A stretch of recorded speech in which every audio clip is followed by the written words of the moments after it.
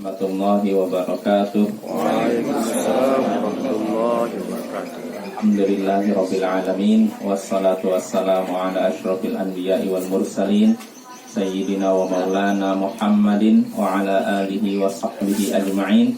Amma ba'd. Ayyuhal ikhwa wal akhwat rahimani wa rahimakumullah. Saudara-saudari yang semoga dirahmati Allah. Seperti biasa di malam Rabu kita mengkaji tauhid, pembahasan tauhid menggunakan kitab tauhid alladzi huwa haqqullah 'alal 'abid karya Syekhul Islam Mujaddid Da'wah Muhammad bin Abdul Wahhab bin Sulaiman At-Tamimi rahimahullah. Ya, pada pertemuan sebelumnya kita sudah selesai ya. Selesai. Oh, belum dari tabaruk sajarah belum ya? Belum. Sudah selesai. Ya udah. Tinggal sedikit lagi. Kita selesaikan hari ini insyaallah. Yang selesai itu apa sih? Oh, itu ya. Tafsir ya. Ya, tafsir. Campur. Ya udah.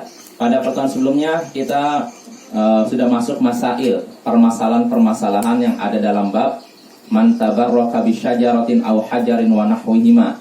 Bab siapa yang tabarruk, mencari berkah dari pohon atau batu dan semacamnya.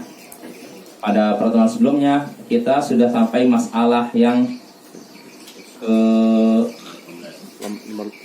18 ya. Oh, 18. Ya betul. Ya, jadi kita ngulang dari 15 dulu. 15 dalam masalah ke-15 an-nahyu an tasyabbuh bi ahlil jahiliyah. Larangan meniru atau menyerupai orang-orang jahiliyah. Kita dilarang menyerupai orang-orang jahiliyah. Kalau disebut orang jahiliyah artinya kafir. Kita tidak boleh meniru orang kafir. As-sadisata asyrah, namun sekali lagi yang terlarang itu dalam masalah ibadah atau ciri khas mereka. Adapun yang bukan perbuatan yang merupakan ciri khas mereka, sudah umum tersebar tengah kaum muslimin, maka itu tidak mengapa kita menggunakannya. Lalu berikutnya as-sadisata asyrah al-ghadabu 'inda ta'lim, marah ketika mengajar. Artinya diperbolehkan seorang guru marah ketika mengajar, tentunya ketika menyaksikan apa? Kemungkaran, kesalahan. Adapun tidak ada angin, tidak ada hujan, tiba-tiba marah, nah ini kita celah ya. Sakit. Lalu as-sabi'ata asyrah al-qa'idatul kulliyah. Permasalahan ke-17, kaidah menyeluruh berdasarkan sabda Nabi SAW, inna sunan, sesungguhnya ini adalah tradisi orang-orang sebelum kalian. Ini merupakan kaidah menyeluruh yang melarang kita untuk mengikuti orang-orang ini jahiliyah. Siapapun, tradisi siapapun yang selain tradisi kafir, tradisi muslim, maka itu terlarang. Lalu ini selesai. Nah, sekarang kita masuk at-thaminata asyrah, permasalahan ke-18. Anna hadza min a'lamin nubuwwatihi liqaunihi waqa'a kama akhbara. Bahwasanya ini adalah salah satu tanda kenabian Nabi Muhammad SAW karena yang beliau kabarkan benar-benar terjadi. Karena terjadilah apa yang beliau kabarkan. Apa yang beliau kabarkan dalam hadis ini? Sunan. Ya, Nabi menyatakan ketika sahabatnya minta dibuatkan Zatu Anwat, pohon bidara untuk menggantung senjata dan untuk berdiam diri sekitarnya, Rasulullah berkata, Allahu Akbar, innahas sunan, ini adalah tradisi orang-orang sebelum kalian. Walladzi nafsi biyadih, demi Allah yang jiwaku ada di tangannya. Kama qalat Banu Israil li Musa, jadi kalian telah mengucapkan perkataan seperti yang dikatakan oleh Bani Israel kepada Musa, yaitu ij'al lana ilahan, buatkan untuk kami ilah, sembahan wahai Musa, kama lahum alihah, sebagaimana mereka punya sembahan. Qal innakum qaumun tajhalun, Musa pun berkata, sesungguhnya kalian orang-orang jahil, orang bodoh. Lalu kata Nabi, nah ini yang jadi syahid sini, latar kabun nasunana man sanana man kana qablakum, bisa sunana bisa sanana. kalian sungguh kalian akan mengikuti jejak orang-orang sebelum kalian. Siapa orang sebelum kalian sini? Nasrani. Kalian pasti akan mengikuti jejak orang-orang Yahudi dan Nasrani. Ini kabar dari Nabi, dan apa yang beliau kabarkan ternyata terjadi. Banyak di antara kaum muslimin yang meniru orang-orang kafir dari kalangan ahli kitab. Ya, sebagai sudah kita singgung, seperti orang kafir merayakan hari kelahiran, mereka pun merayakan hari kelahiran. Orang kafir merayakan hari kematian, kita pun merayakan hari kematian. Orang kafir ibadahnya sambil nyanyi, kita pun ibadahnya sambil nyanyi, goyang-goyang. Orang kafir ibadahnya sambil nari, ternyata kita pun ibadahnya sambil nari. Nah, ini namanya apa? Tasyabuh, menyerupai orang kafir, dan itu sudah terjadi Bapak ya.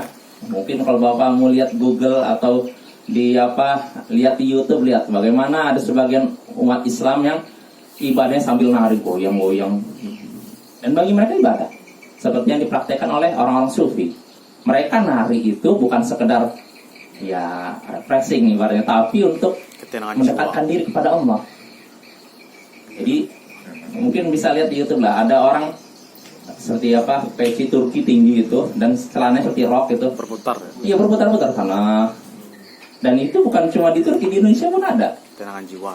Nah, dan seperti itu mereka anggap ibadah. Nah, ini yang jadi masalah. Sedangkan para ulama ketika menyebutkan tentang nari, disebutkan kalau ada pria yang nari ini seperti banci. Bagaimana pula kalau seperti itu dikasih bumbu agama, artinya dianggap sebagai ibadah. Nah, ini masalah Bapak ya. Makanya sikap para ulama keras terhadap para kaum sufi. Ketika muncul di Baghdad pertama kali, Imam Asy-Syafi'i sangat keras terhadap kaum sufi. Imam Syafi'i pernah berkata, aku tidak pernah meninggalkan suatu kaum zindiq seperti belum pernah melihat orang seperti mereka. Artinya mereka itu dianggap zindiq oleh Imam Syafi'i. Kenapa? Mereka seperti itu, ibadahnya sambil nari dan semacamnya. Dan ini bukan ibadah yang diridhoi oleh Allah dan Rasulnya. Karena Nabi kita pernah dalam satu hari beliau ibadah sambil nyanyi. Pernah dalam satu hadis beliau ibadah sambil nari. Nggak ada.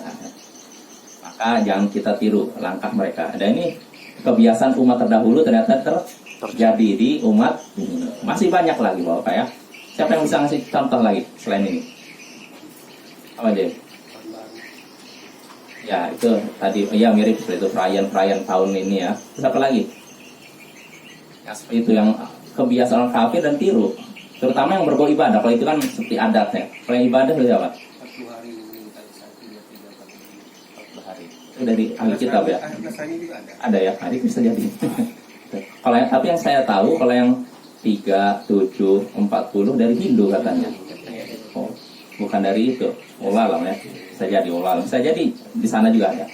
Ya artinya Bapak, apa yang beliau kabarkan, apa yang Nabi kabarkan tentang keadaan umatnya yang meniru orang-orang sebelum kita itu sudah terjadi. Apa yang beliau kabarkan sudah terjadi. Dan kita bisa lihat di sekitar kita, nggak usah jauh, dari segi perilaku, gaya hidup, dan ibadah. Nah, ketika Nabi mengabarkan kalian akan meniru jejak orang sebelum kalian, artinya itu anjuran untuk laksanakan atau maksudnya tinggalkan?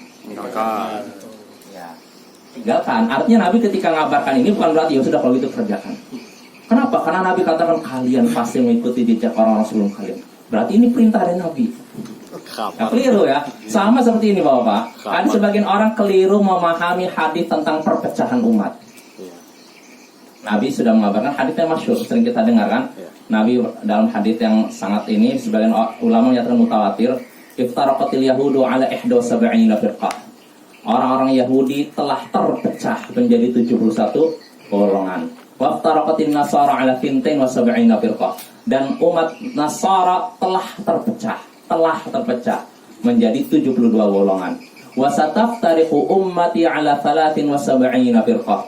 Dan umatku akan terpecah menjadi 73 golongan. Kulluha finnar. Semuanya di neraka illa wahidah. Kecuali satu. Siapa itu wahai Rasulullah? Ditanya al-jamaah. Yang satu itu ada al-jamaah. Dalam riwayat lain ditanya, siapa yang satu itu? Kata beliau apa? Ma ana alaihil yawma wa ashabi. Yaitu siapapun yang mengikuti aku dan para sahabatku pada hari ini. Nah, di sini Bapak, Ibu-ibu, perhatikanlah. Nabi mengabarkan bahwa umatku akan terpecah menjadi 3 golongan. Pertanyaannya, apakah ini anjuran untuk berpecah belah? Saat Nabi udah ngabarkan terpecah belah, ya udah kalau gitu kita pecah belah yuk. Apakah gitu? Enggak ya. Kabarnya Nabi bukan berarti anjur untuk berpecah belah. Artinya ini perintah bagi kita untuk menjauhi ini. Sama seperti Nabi kabarkan dalam hadis ini. Kalian pasti akan mengikuti jejak orang-orang sebelum kalian. Nah, ini kabar dari Nabi bukan untuk kita ini, justru kita harus jauh. Jangan sampai kita melakukan kebiasaan orang-orang sebelum kalian, sebelum kita. Nah, sebagaimana Nabi pun mengabarkan tentang perpecahan. Ketika Nabi mengabarkan tentang perpecahan, bukan berarti kita hendaknya berpecah belah, hendaknya kita bersatu ya di atas sunnah Al-Quran dan As-Sunnah. Ini kan terbukti kalau kita terpecah belah. Nah, itu juga kabar Nabi. Dan itu salah satu bukti kenabian Nabi kita. Nabi mengabarkan bahwa akan terjadi perpecahan, dan itu benar terjadi. Itu jelas Bapak ya. Jadi kita harus banyak berpegang teguh kepada Al-Quran dan As-Sunnah. Di masa fitnah Bapak terjadi perpecahan umat, Nabi sudah memberikan solusinya. Nabi ketika memberikan kabar, bukan sekedar memberikan kabar, tapi yang solusi. Sebab kalau Nabi mengabarkan dalam hadis Irbad bin Sariyah yang terkenal, yang sudah kita bahas dalam Arba'in Nawawi, Nabi kan menyatakan, fa innahu man ya'ish minkum ba'di fasayara ikhtilafan katsira. Sesungguhnya siapa yang hidup panjang di antara kalian sepeninggalku artinya apa? Setelah aku meninggal, siapa yang hidup panjang di antara kalian sepeninggalku, niscaya ia akan menyaksikan perselisihan yang banyak. Ini kabarnya Nabi kan? Ya. Setelah Nabi meninggal akan terjadi perselisihan yang banyak. Kabarnya terbukti tidak? Bukti. Nah, tapi Nabi adalah seorang pengajar yang baik. Kalau Nabi berhenti sampai situ saja, siapa yang hidup panjang di antara kalian sepeninggalku, niscaya dia akan menyaksikan perselisihan yang banyak. Titik. Mau pergi. Kira-kira sahabat gimana nanti? Bingung. Gimana udah kalau gitu putus asa, mungkin bingung masalah kan? Nah, Rasulullah seorang guru yang baik. Ketika ngasih masalah, beliau pun memberikan obatnya, solusinya. Kata beliau apa solusinya, obatnya? Fa'alaikum bisunnati wa sunnatil khulafa'ir rasyidin al-mahdiyyin min ba'di. Karena itu hendaknya kalian berpegang teguh kepada sunnahku dan sunnah khulafa ar-rasyidin sepeninggalku. Nah, ini solusinya. Jadi kalau kita menyaksikan perselisihan yang banyak, berpegang teguh pada sunnah Rasul dan sunnah khulafa ar-rasyidin Abu Bakar, Umar, Utsman dan Ali. Nah, ini solusi supaya kita terhindar dari perpecahan itu, untuk supaya selamat maksudnya. Bukan yang terbanyak, Mas. Apa? Bukan yang terbanyak. Yang terbanyak ya para sahabat. Ketika Rasulullah menyatakan dalam hadis lain juga, Rasulullah tanya tentang siapa 73 itu, as-sawadul a'zam. Sawad hitam, a'zam banyak. Maksudnya apa? Umat Islam yang banyak. Umat Islam banyak apa? Kapan itu? Maksudnya di zaman para sahabat. Karena di zaman para sahabat yang mayoritas orang baik atau orang buruk? Baik. Orang baik kan, sahabat Nabi kan, ya kan? Ya nggak ada orang ini orang buruk, nggak ada. Ada tapi sedikit kan. Tapi kalau di zaman sekarang, saya mau nanya, yang mayoritas baik atau buruk? Ya kita bisa lihat lah dalam kehidupan sehari-hari mana orang yang taat atau tidak kelihatan kan? Yang taat bisa dihitung, ya kan? Tapi orang yang fasik sangat banyak. Ya saya berbicara ini di negara kita ya, adapun di negara Saudi ya saya lain lagi. Tapi saya yakin di Saudi pun sama juga. Orang yang taat itu biasanya lebih dikit daripada orang yang begitu, Bapak. Jelas Bapak ya. Ya cuma kalau di sana kan bagusnya pemerintahannya kan Islami dan ulamanya masih banyak, orang baiknya masih banyak, maka masih terjaga lingkungannya. Dan mereka dibentuk juga untuk taat. Contohnya ketika sudah dikumandangkan azan, seluruh toko harus ditutup. Apa? Enggak tutup. Enggak, bukan tutup, maksudnya ditinggalkan. Bukan tutup, maksudnya ditinggalkan. Disuruh harus ke Masjid. masjid. Nah itu. Artinya orang yang fasik mau nggak mau harus gimana? Ya saya bersolat. Kalau enggak kena tangkap polisi amar ma'ruf nahi munkar. Satgas amar ma'ruf nahi munkar. Satpol PP. Satpol PP-nya istilahnya. Nah, iya. Nah itu otomatis orang yang fasik jadi baik kan kalau kayak gitu kan. Alhamdulillah kan. Nah tapi kalau di Indonesia kan nggak seperti itu. Ya sehingga akhirnya kita lihat sendiri apa yang terjadi di negeri kita penuh dengan bencana ya. Karena jauh dari syariat Islam. Ya kita kembali lagi Bapak. Jadi sekali lagi ketika Nabi mengabarkan kabar yang buruk, itu sebenarnya peringatan bagi kita untuk menjauhi itu, bukan untuk malah mendekati dan melakukannya. Seperti kabar dari Nabi tadi, sungguh kalian akan mengikuti jejak orang-orang sebelum kalian. Nah, ini harus kita jauhi, bukan malah kita kerjakan. Jelas? Apakah itu artinya tidak bisa dihindari itu? Iya, kata para ulama nggak bisa dihindari. Artinya pasti ada umat Islam yang begitu, walaupun tidak semuanya. Tapi pasti ada umat Islam yang mengikuti jejak orang-orang Yahudi dan Nasara. Dan itu sudah terbukti kan? Nah, terbukti. Nah, jangan sampai kita yang dimaksudkan Nabi itu. Ya kalau orang lain silakan, jangan saya gitu. Ya, jelas Bapak-bapak. Ya, kita lanjut lagi sini. At-tasi'ata asyrah, permasalahan 19. Anna kullama dhamma Allahu bihil yahuda wan nasara fil Qur'an annahu lana. Sesungguhnya segala yang Allah cela dari orang-orang Yahudi dan Nasara dalam Al-Quran, sebenarnya itu celaan juga bagi kita. Artinya segala perbuatan orang-orang Yahudi dan Nasara yang Allah cela dalam Al-Quran, sebenarnya itu juga celaan bagi kita agar tidak melakukannya. Jadi kalau ada perbuatan yang dilakukan orang Yahudi dan Nasara dan dicela oleh Allah, berarti kita juga kalau melakukannya kita akan tercela. Ya, contohnya tadi mau minta apa? Berkah. Bani Israel minta kepada Musa sembahan. Sahabat juga minta datu anwat, pohon untuk cari berkah. Nah ini tercela ya Bapak ya. Jadi semua perbuatan orang-orang jahiliyah, ahli kitab yang terdahulu, itu tercela. Kalau dicela dalam Al-Quran berarti kita pun harus meninggalkannya. Contohnya apa? Ya banyak. Makanya Syekh Muhammad bin Abdul Wahab menyusun kitab bagus namanya Masail Al-Jahiliyah, permasalahan jahiliyah. Maksudnya apa? Syekh menyebutkan beberapa perbuatan yang merupakan ciri khas orang jahiliyah. Beliau menyebutkan semua perbuatan itu tujuannya supaya apa? Jauh. Supaya kita tidak melakukannya, karena itu tercela. Beliau banyak, dari satu ada berapa total? 28. Lebih, enggak, lebih, hampir 100 atau berapa, itu banyak beliau menyebutkan masail jahiliyah, masalah-masalah atau perbuatan-perbuatan orang jahiliyah. Nah, di antaranya syirik, di antaranya juga taklid buta, fanatik buta.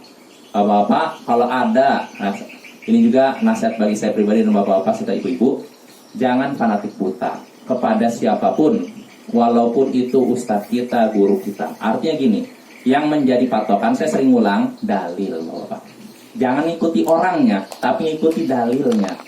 Kalau dalam suatu masalah, misalkan ustadz ini menyampaikan suatu masalah, lalu dalilnya tidak kuat, maka jangan ikuti. Sambil kita tetap hormati ustadz tersebut. Jelas Bapak ya? Yes. Maka jangan ada istilah takut. Misalkan ini Bapak, saya menyampaikan suatu masalah dalam masalah fikih. Permasalahan ini kurang puas. Ini dalilnya ustadz menyebutkan nggak kuat. Nggak apa-apa. Saya senang kalau nggak diikuti. Justru saya nggak suka kalau semua ucapan saya diikutin. Nggak suka. Itu apa? Artinya kita mengarahkan umat untuk taklid, fanatik buta, dan itu perkara tercela. Jadi kita ngikuti ustadz tertentu bukan karena sosok ustadznya, tapi karena apa? Dalilnya. Pendapat ustadz ini, misalkan Imam Syafi'i, dan saya ikut dalam hal ini pendapat Imam Syafi'i. Kenapa? Karena dalilnya kuat. Nah dalam hal ini saya ngikutin pendapat Imam Abu Hanifah karena dalam hal ini dalilnya kuat. Ini yang jadi patokan, bukan personnya, bukan sosok orangnya itu. Karena tidak ada satupun manusia yang lepas dari kesalahan. Siapapun itu, kalau selain Nabi pasti salah. Sampai para sahabat pun salah. Ya, apalagi setelahnya, apalagi orang di zaman sekarang. Ya. Nah, kebiasaan orang zaman jahiliyah fanatik buta kepada pemimpin mereka. Mau pemimpinnya benar atau salah dibela habis-habisan. Nah ini perkara yang tercela. Kita nggak boleh. Kalau ada seorang ustadz yang kita kenal, kita hormati, dan dia misalkan akidahnya lurus, tapi dalam satu kesempatan dia salah, maka kita katakan salah, jangan kita katakan benar. Ya. Jangan seperti orang-orang itu, orang-orang jahiliyah, atau seperti orang sufi. Apapun yang dikatakan gurunya dianggap benar, walaupun jelas-jelas mungkar, Bapak. Ini terjadi ya, makanya kan prinsip mereka, orang sufi ini, prinsip mereka disebutkan dalam kitab-kitab mereka, kun baina yaday syekh kal mayit baina yadayil mughassil. Jadilah engkau di hadapan gurumu seperti mayit di hadapan orang yang memandikannya. Maknanya jelas ya. Mayit di hadapan orang memandikannya. Mayit kalau diputar ke sini bisa protes. Diputar ke sini bisa protes. Nah, begitu pula kamu, wahai murid. Kamu di hadapan gurumu ngomong apapun, walaupun ngawur sekalipun terima. Nah, ini prinsip apa? Orang sufi. Dan ini bukan prinsip Ahlussunnah wal Jamaah. Ahlussunnah wal Jamaah menimbang seorang berdasarkan dalil. Nah, ini orang ini benar karena dalilnya gini, bukan karena personnya. Ya, jelas Bapak. Turki. Turki sekarang. Dari dulu Nasat. Dulu sampai sekarang mayoritas sufi. Makanya Bapak lihat yang tarian sufi itu dari Turki. Sampai sekarang. Itu. Iya itu. Nah itu. Itu ada. Dari Turki itu. Soalnya waktu kita umroh kan banyak orang Turki yang umroh. Iya. Berarti nggak Syiah deh, Pak? Bukan. Teman Sat, ada seorang ulama dari Saudi Sat. Sufinya tuh bercampur dengan Syiah Sat. Ada tuh penelitiannya Sat. Bisa jadi. Ada Kalau lama. maksudnya bercampur dengan Syiah mungkin saja. Tapi kalau murni Syiah Enggak. Ya. Karena yang Al-Hajj itu ulamanya tuh sekte Sufi Bertasyah tuh itu mau bercampur dengan Syiah. Ya mungkin. Campur dengan Syiah. Sama seperti ini sendiri ya Sufi di beberapa tempat memang kadang bercampur. Di Yaman pun bercampur juga. Kadang bercampur dengan Syiah juga.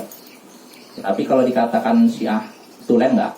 Di Sufi mayoritas Sufi ya. Makanya Bapak kalau kita lihat sejarah terbentuknya kerajaan Arab Saudi itu penuh dengan ya tangisan dan cucuran darah. Artinya apa? Kerajaan Saudi ini kan mungkin Bapak sudah tahu kisahnya kan, Syekh Muhammad bin Abdul Wahab berdakwah. Lalu setelah itu disokong, dibantu oleh pemimpin Dir'iyah namanya Muhammad bin Saud. Nah, di kemudian hari terbentuklah kerajaan Arab Saudi. Saudi itu Saud maksudnya. Nah, itu. Nah, ketika terbentuknya kerajaan Arab Saudi pertama, ketika itu ditegakkanlah syahadat Islam, ditegakkanlah tauhid, diberantaslah syirik, ditegakkanlah sunnah, diberantaslah bid'ah. Nah, yang seperti ini membuat orang-orang yang suka syirik jadi apa? Ganggu. Membuat orang yang suka bid'ah jadi panas. Wah, akhirnya mereka memprovokasi Daulah Turki Utsmani atau kerajaan Ottoman kalau bahasa Eropanya untuk menyerang kerajaan Arab Saudi. Akhirnya dikerahkanlah pasukan besar dan runtuhlah kerajaan Arab Saudi pertama. Sampai-sampai ketika itu pemimpinnya, para ulamanya dieksekusi. Dan ada di antara mereka ya Syekh Sulaiman bin Sulaiman bin Abdullah bin Muhammad bin Abdul Wahab. Cucunya ini kalau nggak salah ditaruh di ini satu tempat kosong lalu ditembak meriam. Orang ditembak kalau meriam, bayangkan. Gimana kejamnya mereka kan? Ya, sebagian lagi ada yang digantung, sebagian lagi yang diseret di kota-kota. Ada yang dikuliti itu Sat. Ya, ya itu. Itu hancurlah Saudi pertama. Lalu tidak berapa lama setelah kerajaan Arab Saudi pertama hancur, berdiri lagi kerajaan Arab Saudi 2. Artinya bagaimanapun rakyat lebih menyukai dipimpin dinasti Saud dibandingkan Turki Utsmani. Karena ketika dipimpin dinasti Saud, Muhammad bin Saud dan keluarganya, yang namanya wilayah Arab Saudi, Jazirah Arab itu terasa aman. Gak ada pencurian, gak ada apa. Walaupun ada sedikit. Sama seperti sekarang, ya. Setelah kerajaan Arab Saudi yang ketiga yang sekarang nih, yang namanya pencurian jarang, kejahatan kosong. Tapi kalau dipimpin Turki Utsmani, merajalela. Lagi syiriknya merajalela. Nah, setelah Saudi pertama hancur, rakyat di Jazirah Arab Riyadh menginginkan terbentuknya lagi kerajaan Arab Saudi, sehingga akhirnya berdiri lagi kerajaan Arab Saudi jilid 2. Nah, namun musuh-musuh dakwah, orang yang suka syirik, orang yang doyan bid'ah, nggak suka berdirinya kerajaan Arab Saudi jilid 2 ini, maka mereka ini lagi memprovokasi lagi. Inggris. Memprovokasi Turki Utsmani juga untuk menghancurkan kerajaan Arab Saudi jilid 2. Akhirnya dikerahkanlah dari Mesir Ibrahim Basha untuk menghancurkan kerajaan Arab Saudi, hancur lagi. Nah, namun siapa sangka walaupun sudah diserang berkali-kali dihancurkan, muncul lagi Sekarang. jilid ketiga dipimpin oleh Raja Abdul Aziz, bapaknya Raja Salman sekarang ini. Nah, yang tadinya bergerak di satu daerah bisa bergerak, tadinya merebut Riyadh, setelah itu langsung ke Diriyah, langsung sampai akhirnya Mekah, Madinah dan seluruh Jazirah Arab itu. Nah, pertanyaannya, apakah mungkin suatu dinasti, suatu kerajaan berdiri kalau rakyatnya tidak suka? Tidak mungkin. Nggak mungkin kan? Pasti kalau suatu dinasti bisa berdiri lagi, kerajaan udah hancur, berdiri lagi, hancur, berdiri lagi, itu menunjukkan rakyatnya suka. Ya. Jadi akhirnya berdiri, diterapkan syariat Islam dan sampai sekarang. Negara Wahabi. Negara Wahabi. Berarti nggak benar Ustaz tentang cerita Arab Saudi mengkudeta Turki Ustaz? Nggak benar. Nggak benar. Kalau dikatakan kerajaan Arab Saudi, katanya Muhammad bin Saud atau Muhammad bin Abdul Wahab memberontak pemerintah, salah. Karena daerahnya itu daerah kekuasaan Utsmani itu. Iya, jadi Diriyah dan sekitarnya itu bukan kekuasaan Turki Utsmani. Kalau Mekah Madinah itu betul dikuasai Utsmani, Turki Utsmani ya. Sedangkan daerah Riyadh itu bukan. Maka ketika Muhammad bin Saud mendirikan kerajaan Arab Saudi, dia tidak memberontak. Karena keyakinan Ahlussunnah wal Jamaah, kita tidak boleh memberontak pemerintah Muslim. Dan Syekh Muhammad bin Abdul Wahab tidak memberontak pemerintah. Ya. Beliau mendirikan kerajaan di tanah yang tidak ada penguasa ketika itu. Sah kan? Sah. Ya tidak? Yang nggak boleh itu kalau ini udah ada nih, misalnya Indonesia udah ada kerajaan lalu gulingkan pemerintahan, itu nggak boleh. Jelas Bapak ya. Adapun yang tanpa kekuasaan, tanpa penguasa nggak masalah. Nah itu yang terjadi. Nah tapi di kemudian hari Turki Utsmani pun runtuh kan. Nah, maka dakwah kerajaan Arab Saudi tetap bertahan dari sejak seabad lalu sampai sekarang. Ya, yaitu ceritanya Bapak ya. Jadi dakwah tauhid itu penuh dengan rintangan. Jadi berdirinya kerajaan Arab Saudi sampai 3 kali ini pengorbanan para pejuang tauhid zaman dulu. Mereka mengorbankan harta mereka, jiwa mereka dan darah mereka. Makanya ketika dakwah tauhid sudah tersebar kemana-mana, para ulama di berbagai pelosok di Yaman yang mendukung gerakan tersebut. Imam Asy-Syaukani dan beberapa ulama memberikan pujian terhadap dakwah tersebut. Walaupun ada sebagian ulama karena dengar berita salah mencela. Karena dengar berita salah. Contohnya Imam Siddiq Hasan Khan. Beliau mencela istilahnya berdirinya kerajaan Arab Saudi karena yang beliau dengar orang ini suka mengkafirkan, suka gini, menghalalkan darah. Makanya beliau pun mencela itu. Seandainya beliau tahu kenyataannya tidak seperti itu. Ya sama seperti zaman sekarang Bapak. Zaman sekarang pun gitu kan, digambarkan suka mengkafirkan, suka membid'ahkan, suka ini. Dibayangkan kita ini orang haus darah. Sehingga akhirnya orang yang asalnya nggak tahu menahu jadi ya itu orang suka mengkafirkan sekali itu. Seandainya saja orang yang itu yang ngomong gitu duduk di depan kita, mendengarkan apa yang kita sampaikan, tentu penilaian mereka kan berbeda. Mereka cuma dengar, tidak dengar langsung. Ya tidak apa-apa. Nah itu. Ya, sama seperti Syekh juga gitu. Sebagian ulama yang mencela dakwah Syekh Muhammad Abdul Wahab karena tidak dengar langsung, dengarnya dari orang keberapa yang hasad dengan dakwah Syekh. Digambarkan Syekh ini Syekh Muhammad bin Abdul Wahab dengan Muhammad bin Saud, pendiri kerajaan Arab Saudi, ini suka mengkafirkan, menghalalkan darah kaum muslimin begini. Ya karena kalau orang dapat kabar menyeramkan seperti itu, ya dia akan apa nilainya? Negatif kan? Ya makanya Syekh Al-Allamah Siddiq Hasan Khan mencela ini. Tapi beliau tidak tahu. Seandainya beliau tahu, nggak akan mencela. Karena apa yang beliau sampaikan sama dengan yang disampaikan Syekh Muhammad bin Abdul Wahab. Jelas Bapak ya. Nah ini juga terjadi zaman kita. Ya. Maka bersabarlah. Lanjut Bapak ya.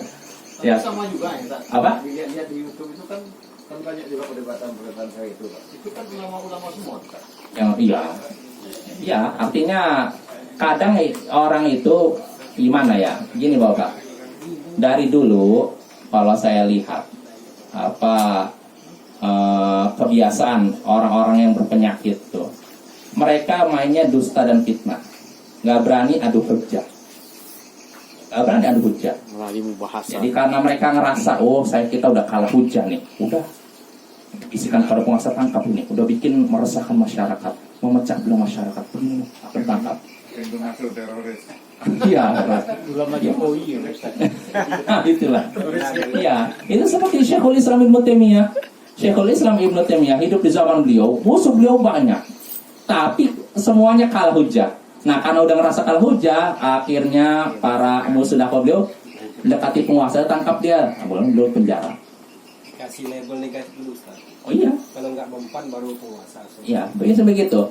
Setelah dibebaskan, nggak mau berhenti juga, mulai tangkap lagi, penjara lagi. Nah, begitu juga Syekhul Muhammad bin Abdul Wahab. Syekhul Islam Muhammad bin Abdul Wahab ini, beliau termasuk orang yang banyak diserang oleh musuh dakwah beliau. Nah, terus Bapak ini terus sekaligus ini ya, nyinggung apa masalah syekh ini. Saya akan dapat video yang dari itu kan, yang katanya termasuk orang yang menentang dakwah Syekh Muhammad bin Abdul Wahab adalah kakaknya sendiri, Sulaiman bin Abdul Wahab. Katanya beliau membuat satu kitab bantahan terhadap adiknya ini. Nah, yang jadi masalah dalam video yang saya lihat itu ceritanya ditambah-tambah. Katanya Syekh ini ingin membunuh kakaknya dan membunuh bapaknya. Berlebihan sekali, astagfirullah, sampai begitunya. Jadi Syekh Muhammad Abdul Wahab ini ingin membunuh kakaknya sendiri gara-gara bertentangan dengan dia, menghalalkan darahnya dan membunuh. Berlebihan. Dan Ustadz yang nyampaikan dalam video itu nggak menyebutkan bahwa kakaknya sudah rujuk di akhir hayatnya. Nah, ini nggak disebutkan. Dia cuma menyebutkan kakaknya ini benci dengan adiknya sendiri nih. Adiknya dianggap penyimpang. Pengarang kitab ini dianggap penyimpang oleh kakaknya. Padahal kakaknya di kemudian hari taubat. Nah, itu Bapak, jelas ya. Nah, cuman cara-cara orang memperpenyakit nggak seperti itu. Pokoknya ada kesempatan untuk ini, senjata untuk menyerang, udah. Nggak peduli orang udah rujuk atau tidak, nggak peduli. Harus kalah orang. Kebenarannya disembunyikan Ustaz. Iya. Jadi perlukan aja perbedaan. Ah, itu. Ya artinya gitu. Yang banyak sembunyikan yang bukan. Itu ya. Ya artinya senjata mereka itu dari dulu sampai sekarang dusta dan fitnah, itu aja. Senjata mereka dusta dan fitnah. Nggak berani adu hujah. Karena mereka ngerasa kalau adu hujah, oh saya hujahnya ini nih, pas-pasan nih. Makanya mereka berani, ya udah. Itu suka memecah belah umat Islam, suka ini. Sehingga akhirnya masyarakat diprovokasi lalu begitu. Jelas Bapak ya? Tapi yang menimpa Syekh ini. Kasih label. Seperti Bapak kita sekarang. Iya, waduh banyak kadang. Iya betul. Kadang geleng-geleng aja orang dusta tapi percaya diri gitu loh. Meyakinkan. Kadang mungkin gimana ya? Karena mungkin udah terlatih kali ya. Dusta dia. Wah, Bakat dari lahir. Islam menyatakan begini. Harapan subscribe itu mah, jadi judulnya dibuat berlebihan gitu kan. Harapan Cuman nonton, yang pas misalnya adu argumen yang langsung pun enggak jarang ya. Kalau ada punya langsung pasti kalah. Cuman diambil potong ini kan itu. Nggak, kadang yang ngomongnya pun ya ngawur juga. Dan itu artinya gini. Dia menyebutkan suatu masalah dusta, tapi percaya diri sekali itu, meyakinkan. Nah kalau orang awam kan, ini ngomongnya meyakinkan berarti benar. Lagi pakai sorban. Yakinkan. Kita nggak begitu Bapak ya. Banyak dusta yang berputar-putar di tengah kita, terutama di internet itu. Makanya saran saya Bapak, kita sibukkan dengan ilmu, nggak usah sibukkan dengan itu. Sibukkan dengan ilmu itu lebih baik. Cepat terpengaruh ya orang-orang awam itu. Ya. Orang-orang yang nggak tahu apa. Posisi anu kan banyak orang awam nggak tahu kan. Iya. Ya karena ini Pak, mereka tidak punya istilahnya pegangan. Oh ini habis waktu ya.